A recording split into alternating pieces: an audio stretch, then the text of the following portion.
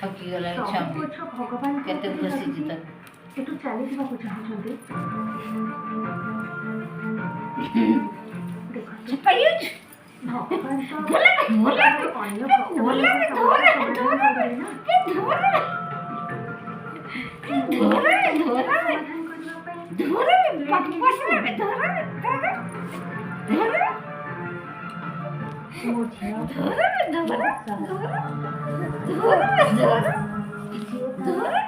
ଅମଙ୍ଗଳ ବି ଚିନ୍ତା କରନ୍ତି ନା ହାତ ବଢି ହଉ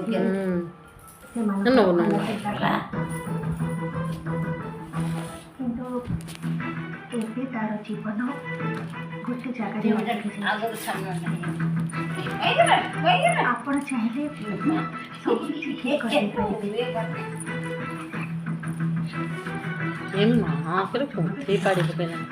ଦେଖିବେ ସବୁ କିଛି ଠିକ୍ ହେଇଯିବ।